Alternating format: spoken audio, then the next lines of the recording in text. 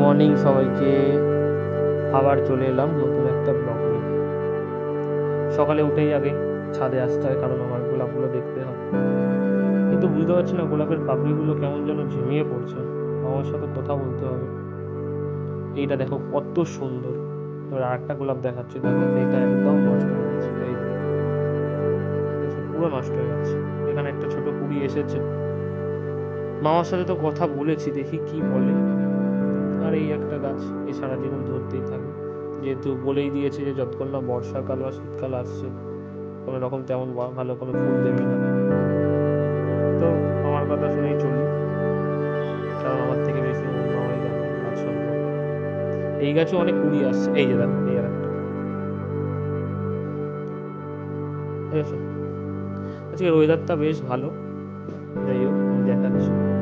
এই দেখো ওয়েদারটা, মেঘময় আকাশ, সুন্দর লাগছে। যাই হোক, চলো নিচের দিকে যাওয়া যাক। তার আগে আরেকটা জিনিস দেখাই, আমাদের আম গাছটা অর্ধেক বলতো ঝড়েই পড়ে গেছে। কি যে আম হবে এবার বুঝতে পারছি। কি যে আম খাবো। চলো, চলে এসেছি, দাঁতটা মেজে নিই, এক্ষুনি বেরাতে হবে, আজকে একটু কাস্টমারের বাড়িতে যেতে হবে একটা।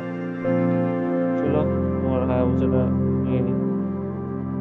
এটা ঢেকে রাখতে হয় প্লাস্টিক দিয়ে, কারণ এত নোংরা পড়ে, এত নোংরা পড়ে, নাহলে যদি শুধু গাড়ি রাখি দুদিনে দাগ ধরে যাবে, কিচ্ছু করার নেই।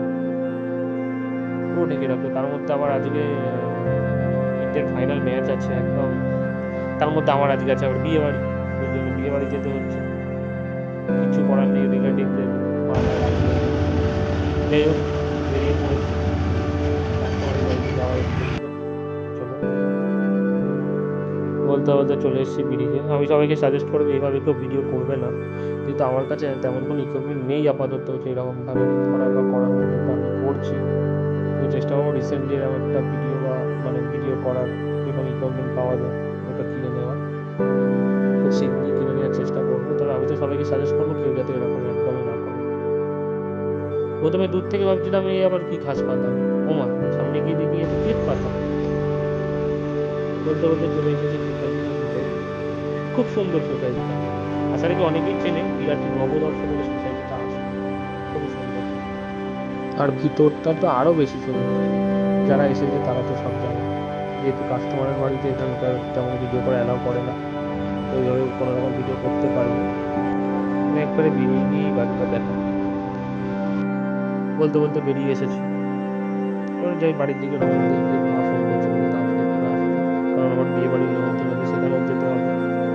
প্রায় এখন 2:30 মতো বাজে। এটা আমাদের বিরাটি ব্রিজ। এইভাবে একটা জিনিস দেখাচ্ছি, কিছুদিন আগে তোমাদের বিরাটির যদুবাবু বাজার, এটা পুরো পুরো ছাড়খাড় হয়ে গেছিল। সেটা আবার নতুনভাবে নির্মাণ হচ্ছে। সরকার অনেক সাহায্য করছে নতুনভাবে নির্মাণ করার, কারণ অনেকেই এখানে কাজ করে জীবিকা নির্বাহ করে। এই যে বলতে বলতে বাড়িতে চলে এসেছি। এই আমার বোন,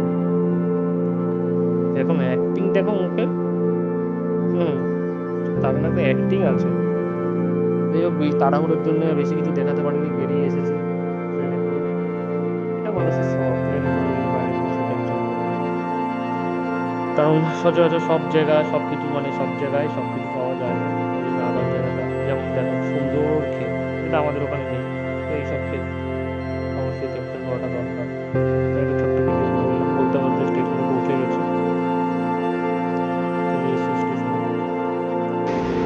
চলো, ট্রেনকে বিদায় দিয়ে চললাম আমাদের গন্তব্যস্থলে। এই আর টোটো, কিছু করার নেই, এখন সব জায়গার একটাই ভরসা, টোটো।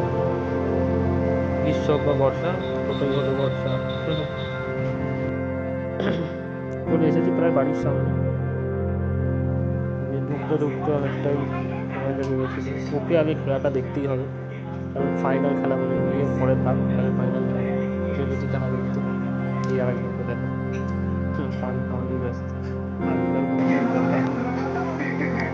ফাইনালে অভিষেক শর্মার দারুণ পারফরমেন্স। আমরাও চাই যাতে সেঞ্চুরিটা অন্তত করে যাক, কারণ পরপর দুটো ম্যাচে তেমন কোনো পারফরমেন্স দিতে পারেনি। এই ম্যাচে যাতে সেঞ্চুরিটা করে, এটা আমি কেন, সবাই চায়।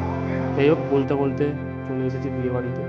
অনেকটা রাত হয়ে গেছিলো, আবার এতটা দূর আসতে হবে বলে খেতে বসে পড়েছি। প্রথমে ছিল পানির পাসিন্দা, তারপরে ছিল নান চানা মশলা, দেন প্লেন ভাত, তার সাথে ছিল ঝুড়ঝুড়ি আলু ভাজা, and মাছের মাথা দিয়ে ডাল।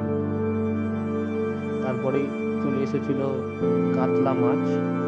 ওই কাতলা মাছটা খুবই সুন্দর ছিল, তো আমি একটা পেটির পিস নিয়েছি, ওই মাছটাকে ভেঙে দেখাচ্ছি। এই যে দেখো, খুবই সুন্দর মাছটা। তারপরেই ছিল ফ্রাইড রাইস আর চিকেন কষা, স্যালাড দিয়ে গেছে কিছুটা। এরপরেই আসবে চিকেন কষা। এই যে চিকেন কষা, আমি ছোট 2-3 পিস নিয়েছিলাম। যাই হোক, খাওয়া হয়ে গেছে প্রায়।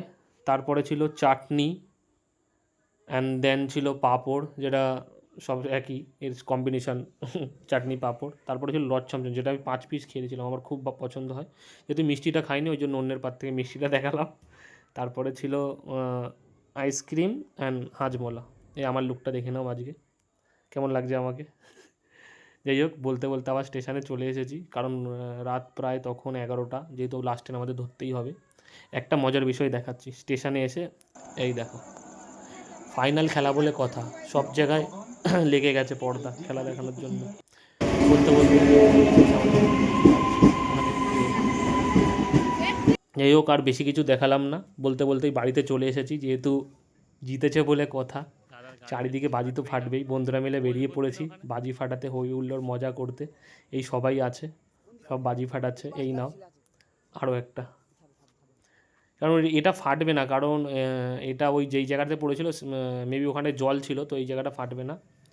আজকে আর বেশি কিছু দেখালাম না, চলো আমরা বন্ধুরা মজা করি। আশা রাখি তোমরাও মজা করছো, কারণ ইন্ডিয়া জিতেছে বলে কথা, মজাটা অবশ্যই করা দরকার। চলো তাহলে আজকের মতো এখানেই, টাটা, গুড নাইট। ভিডিওটি যদি ভালো লেগে থাকে লাইক কমেন্ট শেয়ার অবশ্যই করে যাবেন। চলুন, লাস্ট একটাই কথা বলবো, লাভ ইউ ইন্ডিয়া।